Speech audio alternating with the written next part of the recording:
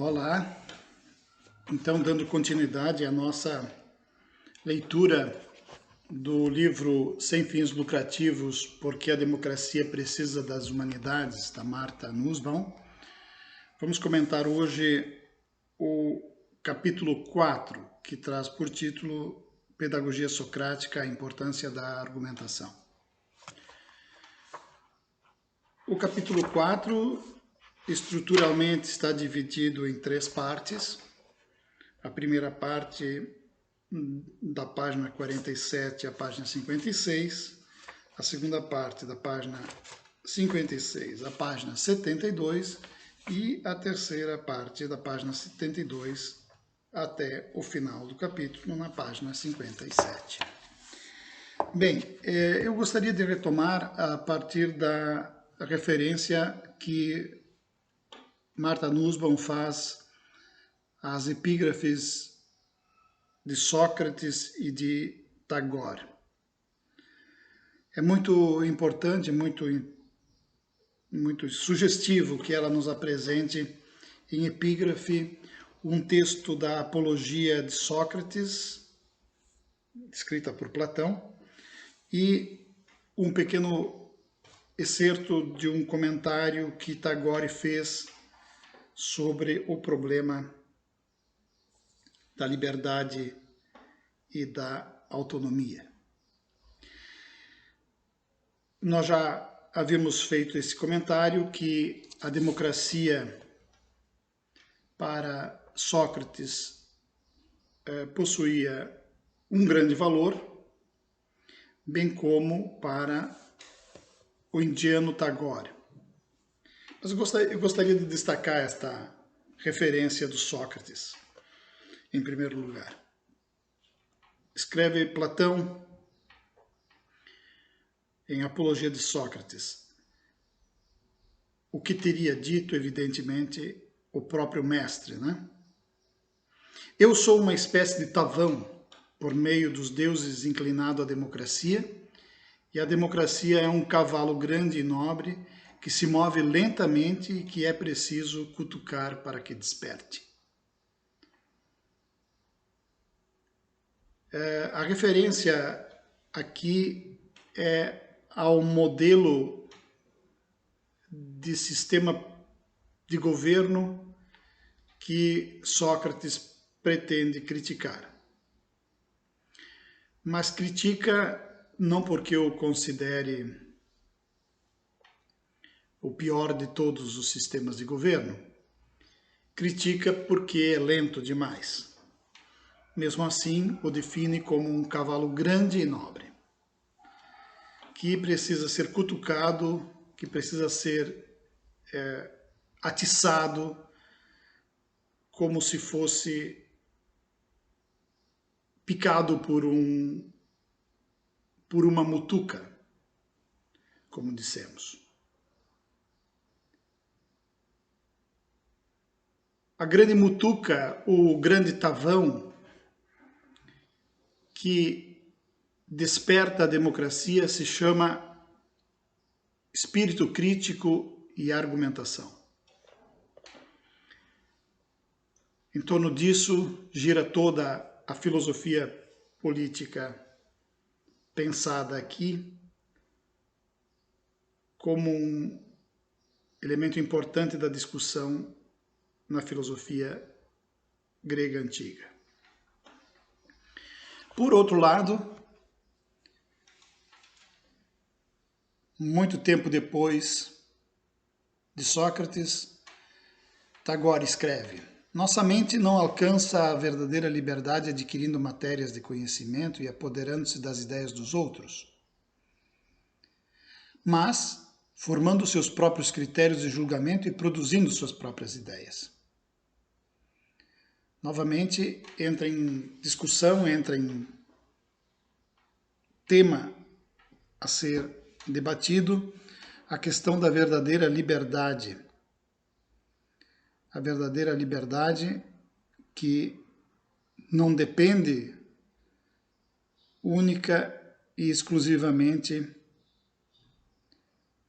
do apoderamento das ideias dos outros, nem do conteúdo e das informações, da aquisição do conteúdo e da aquisição das informações, mas sim da criação e desenvolvimento dos critérios próprios de julgamento e de produção das próprias ideias. Ou seja, outra vez um apelo à autonomia. Na primeira parte deste texto, nós já tivemos ocasião de comentar. Martha Nussbaum reforça de modo claro por que a argumentação é importante para a democracia. Por que a argumentação é esse lugar onde se exercita essa liberdade, essa verdadeira liberdade da qual fala Tagore, e por que é nessa democracia e nesse espaço de convivência que precisamos sempre estar atentos e sempre vigilantes, digamos, para desenvolver um questionamento crítico e apresentar as nossas posições como uma forma de manifestar o nosso pensamento através de uma argumentação. Como se verá nesse texto, nesse capítulo, toda a discussão se dá em cima de um método de como nós podemos participar e levar adiante os processos democráticos e a nossa própria vida social. É muito importante que Martha Nussbaum tenha redescrito o modo como funciona a democracia ateniense, como funcionava a democracia ateniense e como ela é representada nos escritos de Platão. Especialmente dados os exemplos que ela toma para justificar a validade da democracia, e de modo especial exemplos tirados de Tucídides e exemplos tirados dos próprios textos de Platão, indicando que a democracia na verdade, um governo frágil e vulnerável e que ela precisa sempre ser tratada com cuidado. Mas, em primeiro lugar, o que está em jogo é uma distinção forte, uma distinção clara entre retórica e argumentação. Enquanto a retórica está voltada para a persuasão, a argumentação tem em vista o convencimento e, de certa maneira, a produção de um consentimento a partir dos argumentos, a partir da estrutura dos argumentos, a partir da qualidade dos argumentos, a partir da forma como os argumentos dizem a realidade em quem se submete ao processo da argumentação e não se encanta pura e simplesmente ao processo ou com o processo da persuasão. Persuadir, de certo modo, significa ser levado a acreditar, ou a pensar, ou a agir de acordo com aquilo que nos é externo, aquilo que nos é heterônomo, e isso, de certo modo, põe um pouco o caráter negativo da retórica. Enquanto a argumentação, mesmo sendo constituída no campo da retórica, tem em vista e pretende, evidentemente, sempre muito mais produzir este processo de convencimento ao qual ativamente os participantes de uma conversação podem aderir. Um outro destaque muito importante que parece ser imprescindível se fazer neste contexto é que a argumentação está acima de qualquer outro tipo de condição e ela, de algum modo, caracteriza Martha Nussbaum, caracteriza o argumentador socrático como aquele que tem preocupação e única preocupação não agradar a sua plateia, os seus ouvintes, mas dizer como as coisas são.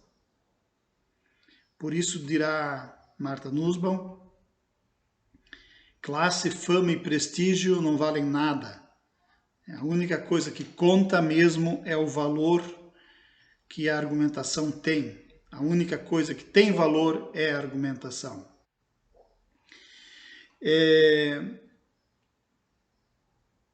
É muito também interessante que ela justifique a dificuldade e a pressão, ela chama de pressão, que está sofrendo hoje o debate público e especialmente este ideal socrático. Ela dirá que o crescimento econômico, o paradigma do crescimento econômico, se estão lembrados, é inimigo, ou se não for usar essa expressão, é a condição que torna possível e que faz pressão sobre o ideal socrático. E hoje, portanto, este ideal socrático está fadado a enfrentar muitas resistências. O significativo da nossa autora é que ela acaba por indicar também não somente as referências que Sócrates havia feito, mas especialmente indicar de que modo nós podemos pensar que o pensamento socrático é hoje algo que pode ser considerado importante para a democracia. E ela dirá na página 54, o pensamento socrático é importante em qualquer democracia. Porém, ele é especialmente importante nas sociedades que precisam lidar com a presença de pessoas que se diferenciam pela etnia, casta e religião. A ideia de que alguém vai se responsabilizar pelo próprio raciocínio e trocar ideias com os outros num clima de respeito mútuo em nome da razão é fundamental para a solução pacífica das diferenças, tanto no interior da nação como num mundo cada vez mais polarizado por conflitos étnicos e religiosos. Se eu tivesse que destacar uma passagem que a mim me pareceu significativa e importante para disparar o debate nesse nosso contexto, nesse nosso seminário, eu diria que ela é exatamente esta passagem, porque ela apela exatamente ao elemento importante que o pensamento socrático e a argumentação socrática traz para o nosso mundo contemporâneo, que vive exatamente desta necessidade de termos que nos acertar, de termos que conviver, de termos que lidar, tratar com as diferenças, né? Isso me parece significativo. Sem isso, sem essa relação intercultural, sem essa relação com o diferente, nós, evidentemente, ficamos presos a um egocentrismo que ela já havia citado nas passagens, nos capítulos anteriores. Ela continua, o raciocínio socrático é uma prática social, idealmente ele deveria moldar o funcionamento de um conjunto amplo de instituições sociais e políticas. No entanto, como nosso tema é a educação formal, por isso o destaque aqui, podemos perceber que ele também é uma disciplina. O raciocínio socrático pode ser ensinado como elemento do currículo de uma escola ou de uma faculdade. Contudo, não será bem ensinado a não ser que permeie o espírito do ensino em sala de aula e o verdadeiro ethos da escola. Cada aluno deve ser tratado como um indivíduo cujas faculdades mentais estão desabrochando e de quem se espera uma contribuição ativa e criativa para as discussões em sala de aula. Esse tipo de ensino só é possível com classes pequenas, ou no mínimo por meio de encontros regulares de pequenos grupos dentro de classes maiores. A preocupação de Martha Nussbaum é também aqui indicar não somente de modo genérico como funciona o pensamento socrático ou como se realiza o pensamento socrático, mas também mostrar como o raciocínio socrático pode ser efetivado na instituição, nas instituições escolares ou, se quiserem, aqui na escola e na faculdade. Ela identifica uma metodologia e, inclusive, descreve o tamanho das turmas, das classes que devem ser constituídas pela escola para que se torne possível este procedimento, esta prática, né? Ela dirá de que modo é possível ensinar os valores socráticos, ela vai perguntar. Então, ela vai dizer que no nível da faculdade e das universidades, a resposta é mais conhecida, porque, evidentemente, nós já lidamos melhor com isso, nós já estamos acostumados a isso. Eu acho que nós, no nosso caso, apesar do sistema remoto à distância, de ensino remoto à distância, acho que teríamos uma condição de realizar essa mesma proposta.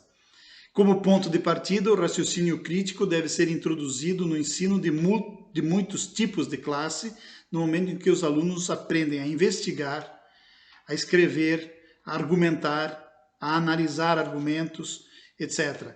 Ou seja, a prática do ensino socrático é o que chama a atenção na primeira passagem, na primeira parte desse texto e nessas passagens que a gente discute e pode discutir e pode ver aqui.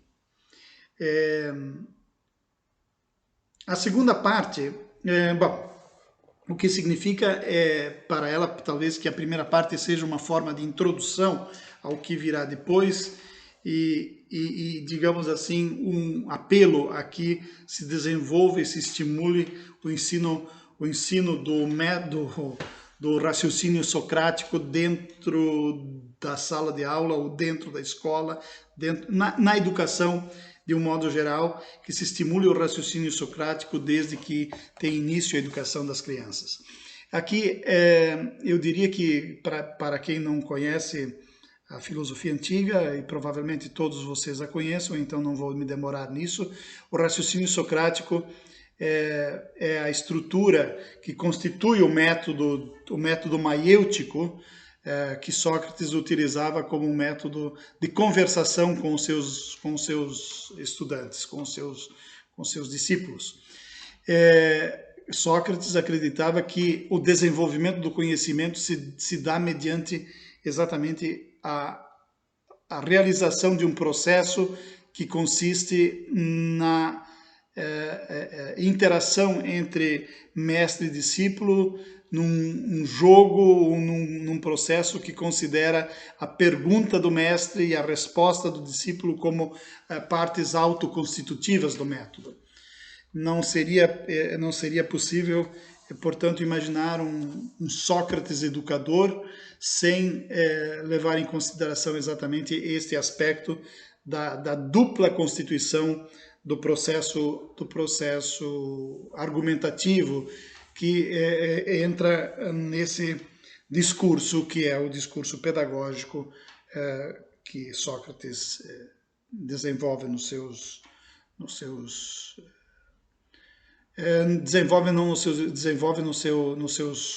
seu cotidiano e que Platão descreve nos seus escritos, digamos assim, nos seus relatos sobre a vida de Sócrates.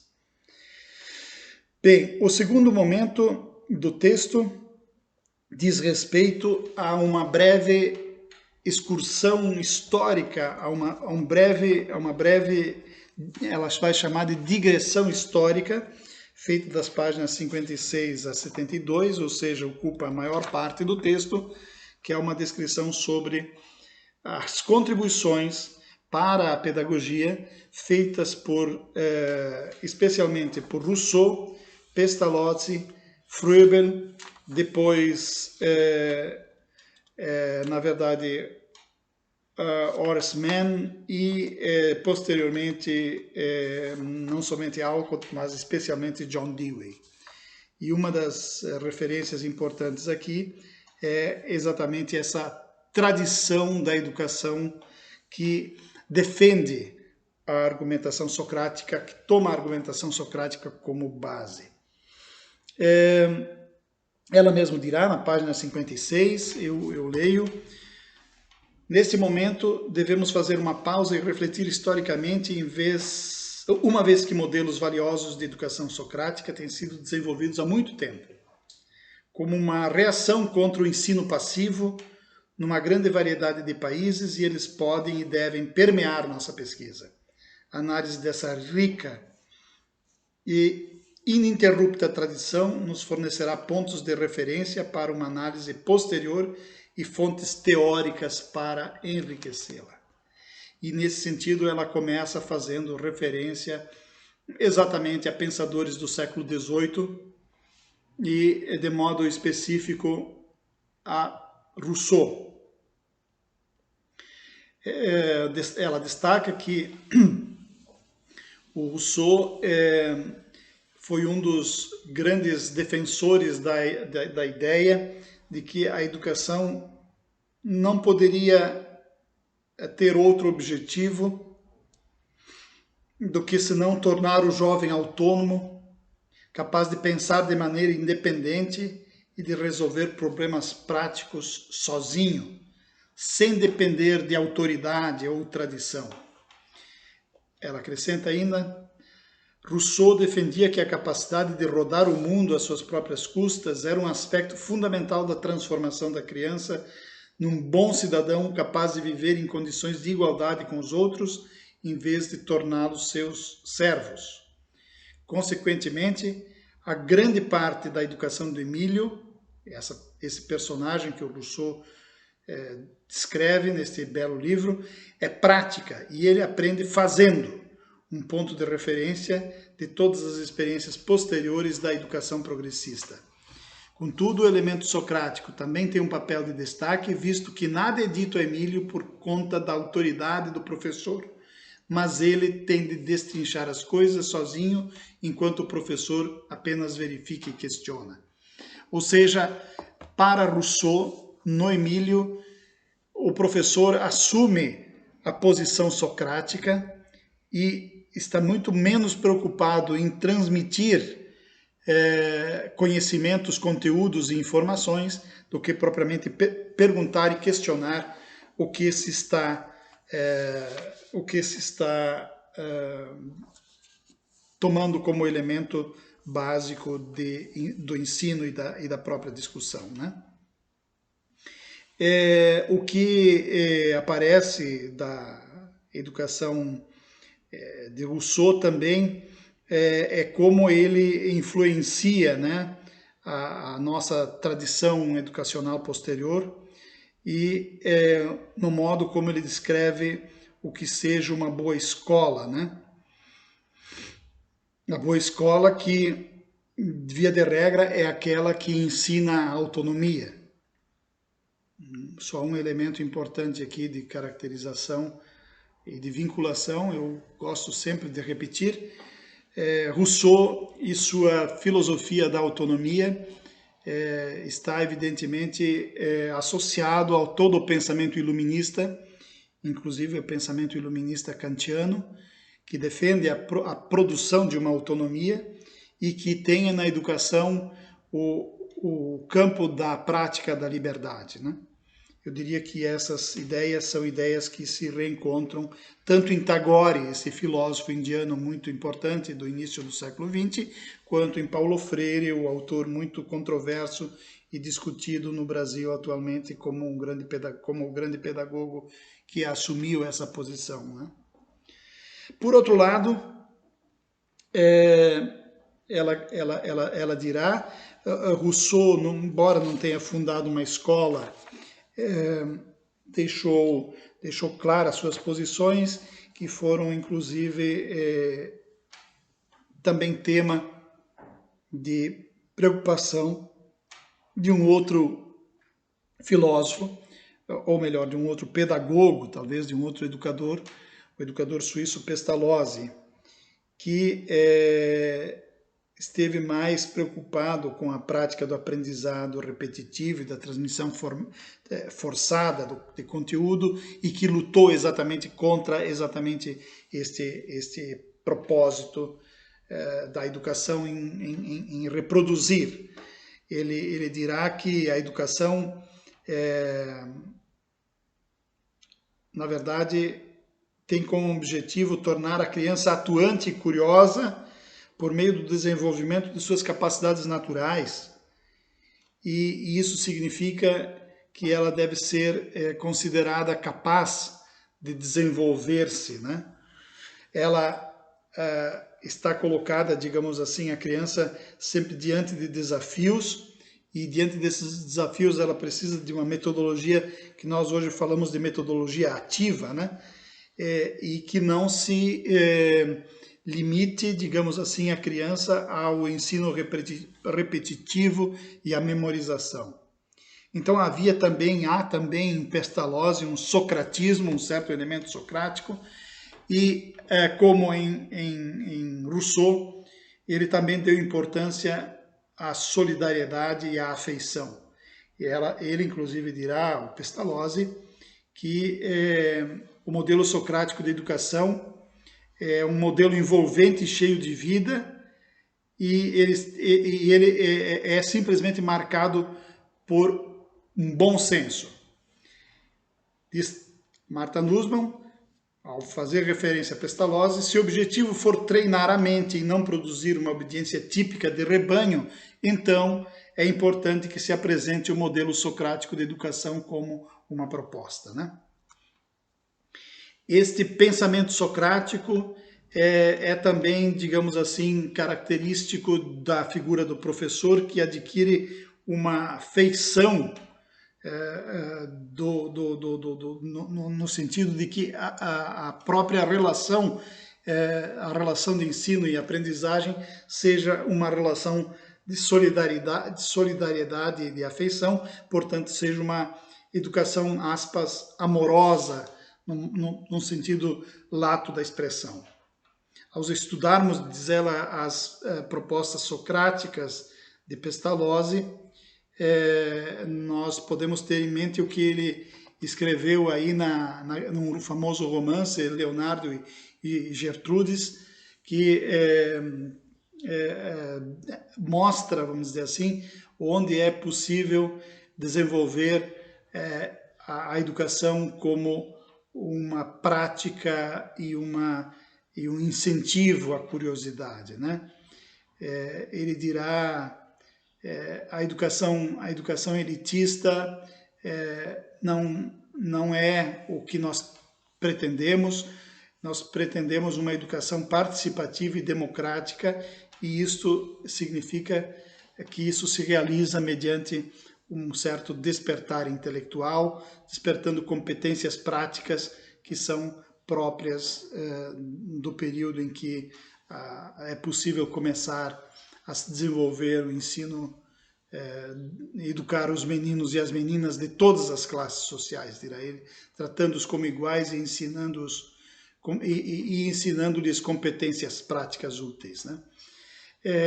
Após essa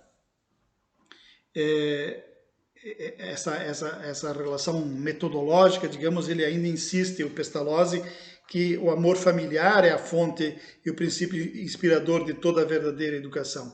Mas ele recomenda que os jovens e as jovens se tornem mais maternais e mais amorosos, o que significa que ele propõe uma educação que não se centre no egocentrismo, no egoísmo, que não tem objetivos egoístas, mas que, considerada a natureza humana, ele vai indicar que este cuidado, ela fala em cuidado materno, o Pestalozzi fala em essência maternal, etc., na verdade, considerando esse elemento como o elemento sagrado de todo o patriotismo, inclusive de toda a virtude cívica. De toda maneira, há uma discussão muito importante de Pestalozzi sobre o problema das emoções, sobre o problema dos sentimentos morais, e Pestalozzi está escolhido aqui provavelmente em razão do capítulo 3, que é exatamente o capítulo dos sentimentos morais e como a educação produz as condições de desenvolvimento dos sentimentos morais e, com isso, não só um desenvolvimento individual, um desenvolvimento social, mas também, no ponto de vista individual e social, um desenvolvimento emocional, né? Pestalozzi, digamos, é o tema que entrou forte no jogo, mas que, de uma certa maneira, viu-se confrontado com o poder e, evidentemente, que Napoleão preferiu não lhe dar ouvidos, né? Mais tarde, Froebel, um alemão, vejam que ela toma um francês, um suíço e um alemão como autores de referência aqui para a discussão desse problema da manutenção de um certo ideal socrático. Froebel dirá que,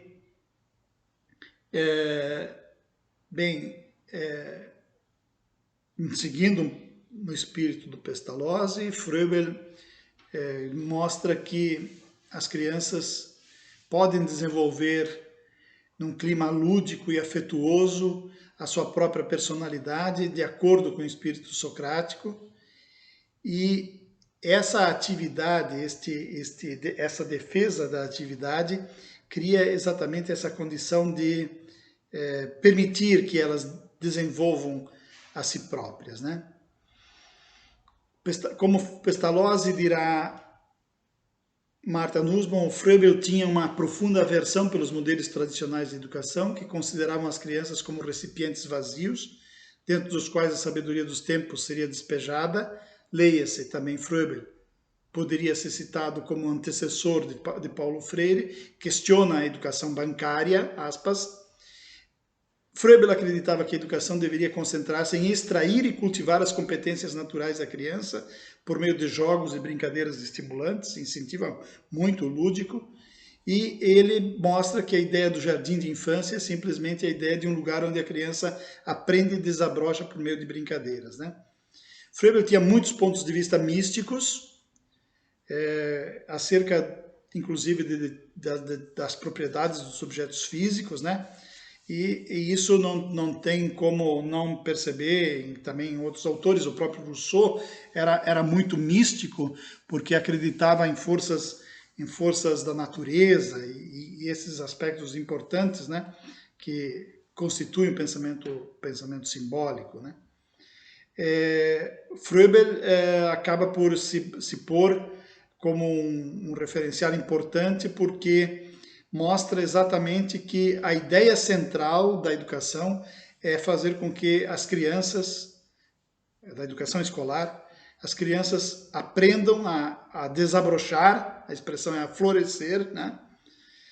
Por meio do pensamento ativo, da reciprocidade e da manipulação ativa dos objetos. E, basicamente,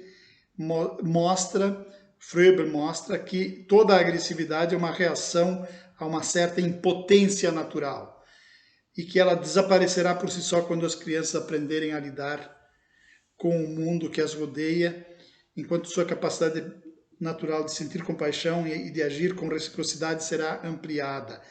Isso significa que para a própria Martha Nussbaum, o Froebel tem uma importância radical na medida em que, ao analisar os sentimentos morais, o sentimento de agressividade, ela o vinculava também a uma fragilidade. Então, o caso específico da vergonha como uma fragilidade e uma vulnerabilidade que faz parte exatamente de do mundo que nos rodeia, né?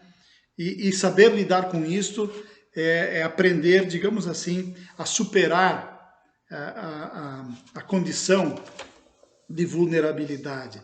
Lembrem que na página 45 do texto, ela dizia exatamente que o ensino, o que a democracia saudável exige um ensino que tenha relação, tenha relação com a formação de posturas em relação à fragilidade e à impotência humanas, né? Que sejam consideradas as fragilidades e as impotências humanas como um elemento importante da formação. Que se reconheça, quer dizer, o espírito socrático aqui está exatamente de que o conhecimento é o autoconhecimento. O conhecimento de si, o autoconhecimento é fundamental para o desenvolvimento da educação. Depois de Froebel, ela faz uma pequena intervenção aqui com a Alcott, que também tem uma importância muito grande na recepção da tradição russoniana dentro da tradição socrática, se vocês quiserem, para os Estados Unidos, e mostra como já em 1839 a escola de Alcott havia aceitado uma ideia fundamental da educação universal, né?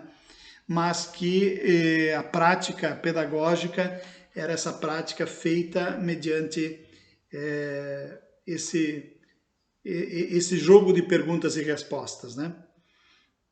Dirá ela aí citando Alcott, a educação é um processo por meio do qual a mente se liberta da alma e, associada a coisas externas, volta-se sobre si, tornando-se assim consciente da realidade e da forma das coisas, o que significa que, para Alcott e toda essa tradição socrática, daí incluído, evidentemente, Platão e Hegel, toda a educação é uma forma de autoconhecimento, é uma forma de autoconsciência, resulta de uma forma de autoconsciência. Após essa referência, na verdade, a Alcott, ela cita Horace Mann e o coloca como uma figura muito influente antes de John Dewey. O que o Mann fazia, bom, o Mann foi um abolicionista, defensor da igualdade de gênero, sempre defendeu a inclusão.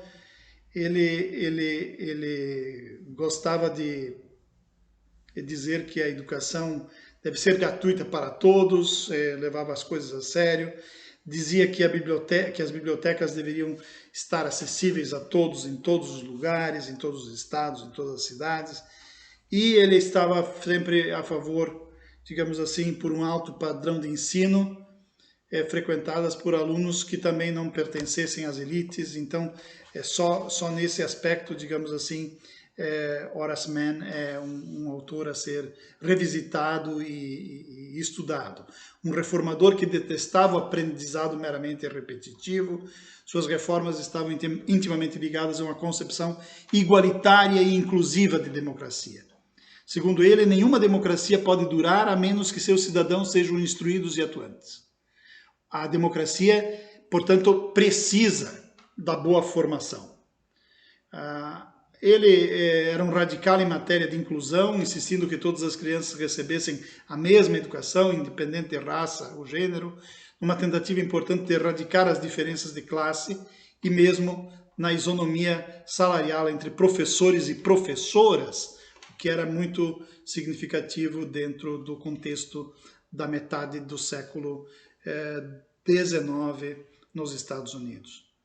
Bem, ali me parece que também há elementos específicos do próprio pensamento do Horace Mann, e o que parece importante é essa preocupação dele com uma certa pragmática, digamos assim, e uma poderosa defesa da democracia. Ela conclui na página 64 dizendo que o Mann foi um grande reformador pragmático e um poderoso defensor da educação democrática. Eu sempre tenho a tendência de apresentar isso como um elemento importante para que nós tenhamos presente que muitas vezes nós não podemos identificar a defesa da educação democrática nos autores que nós somente conhecemos recentemente, que há uma longa história dessa tradição democrática se apresentando no nosso contexto, né? Bem, o último autor desse conjunto de autores colocados aqui é o próprio John Dewey, que vai estar muito próximo do Tagore e vai estar muito próximo de toda a discussão que Marta faz aqui. O Dewey é, na verdade, o grande referencial quando se trata de discutir a relação entre democracia e educação. Dewey, que morreu na metade do século passado, transformou o modo pelo qual quase todas as escolas americanas entendiam qual era o objetivo que elas deveriam ter. Sejam quais forem os defeitos do ensino fundamental e médio americanos, diz Martha Nussbaum, na página 64, geralmente se reconhece que encher as crianças de fatos e pedir que elas os vomitem não acrescenta nada à educação. As crianças precisam aprender a assumir o controle do seu próprio raciocínio e a se envolver com o mundo de modo curioso e crítico. Esta é a posição de Dewey. Como Dewey era um filósofo importante, não será possível nos aprofundarmos nos conceitos elaborados subjacentes à prática educacional, contudo, ao menos podemos ter uma ideia geral da relação que ele estabelece entre cidadania democrática e educação democrática. E esse ponto eu gostaria de destacar como último ponto do nosso papo de hoje. Esse ponto da relação entre democracia e educação propostos por John Dewey. Até o final da página 66, na verdade. Diferente de todos os teóricos analisados anteriormente, Dewey viveu e ensinou numa democracia florescente. E seu principal objetivo era criar cidadãos democráticos atuantes, curiosos, críticos e que respeitassem uns aos outros. Apesar da atitude cautelosa de Dewey com relação aos grandes livros clássicos, porque ele vira tais livros virarem fontes autorizadas e a citação de pessoas importantes substituir o verdadeiro compromisso intelectual, Sócrates continuou sendo uma fonte de inspiração para ele, por ter trazido à democracia um vigoroso envolvimento racional e crítico. Outra inspiração importante foi Froebel. Dewey, que raramente gostava de escrever sobre os seus eminentes antecessores, dá um destaque bastante grande à sua exposição às ideias dele. O Dewey escreve dizendo que Froebel o influenciou muito. Para Dewey, eu continuo lendo página 65, o principal problema dos métodos de educação convencionais é a passividade dos alunos. As escolas têm sido tratadas como lugares para ouvir e absorver, e tem sido dada preferência a ouvir em lugar de analisar, examinar cuidadosamente e resolver problemas de forma criativa. Talvez exatamente como está acontecendo agora aqui. Pedir que os estudantes sejam ouvintes passivos não apenas deixa de desenvolver suas faculdades criativas críticas, mas certamente também os enfraquece. E ele dirá, num texto muito importante, Escola e Sociedade, a criança aproxima-se do livro sem apetite intelectual, sem atenção, sem uma postura questionadora. E o resultado é algo lamentavelmente comum. Uma deplorável dependência dos livros, enquanto diminui e enfraquece o vigor do raciocínio e do espírito investigativo. Diz Martha Nussbaum, seguindo um pouco a referência que o Dewey faz, tal atitude subserviente e nociva para a vida em geral é fatal para a democracia. Uma vez que as democracias não vão sobreviver sem cidadãos alertas e atuantes. As democracias não vão sobreviver sem cidadãos alertas e atuantes. Então, em vez de ouvir, a criança deveria fazer o seguinte: imaginar coisas, pensar sobre elas, perguntar. Imaginar coisas, perguntar sobre elas, pensar sobre elas, perguntar-se, perguntar. A mudança que ele queria era, em suas palavras, a mudança de uma situação de receptividade e contenção mais ou menos passiva e inerte para uma situação de contínua e alegre energia. Outra vez eu preciso vincular isso às teses freirianas. Freire simplesmente retoma e repete isto. Dewey acreditava que a melhor maneira de tornar os jovens atuantes era transformar a sala de aula num espaço do mundo real que tinha continuidade com o mundo, aspas, lá fora. Um lugar em que problemas reais são debatidos e competências práticas reais são evocadas. Desse modo, o questionamento socrático não era apenas uma técnica intelectual, era um aspecto de envolvimento prático, uma postura diante dos problemas da vida real. E isso também era uma forma de socialização, uma forma de se envolver com os outros. E Dewey salientou o fato de que numa boa escola os alunos aprendem técnicas de cidadania, ocupando-se de projetos comuns e resolvendo-os em conjunto, com um espírito respeitoso, porém crítico. Dewey acreditava que a atividade coletiva tinha a vantagem adicional de ensinar o respeito pelo trabalho manual e por outras profissões, e que as escolas tradicionais muitas vezes estimulam a preferência elitista pelas ocupações sedentárias. Portanto, o socratismo de Dewey não era uma técnica de gabinete, era um modo de vida que se levava com outras crianças a fim de entender as questões do mundo real e os projetos práticos imediatos sob a orientação dos professores, porém sem imposição de uma autoridade externa. O que Dewey propõe? Uma tarefa prática, específica e imediata. Cuidar do jardim, tecer, cozinhar. Enquanto resolviam problemas imediatos, eles eram levados a fazer perguntas. De onde vêm esses materiais? Quem o fez?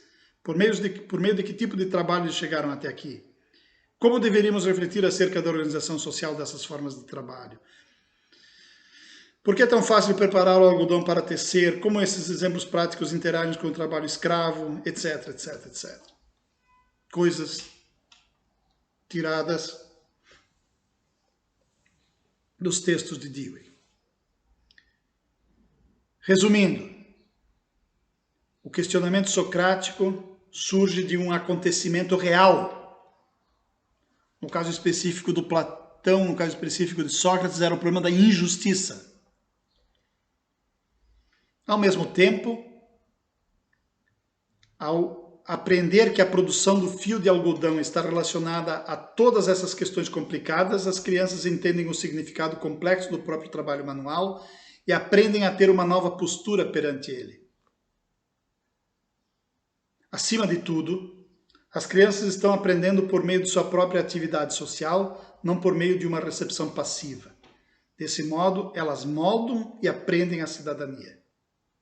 As experiências de Dewey deram uma marca profunda na educação inicial dos Estados Unidos, do mesmo modo que sua ênfase na interconectividade, na intersubjetividade, faz também parte da teoria que mostra a ênfase na interconectividade do mundo, que será examinada no capítulo 5 e 6, quando ela tratar de novo da questão da educação cosmopolita, da educação para a cidadania global.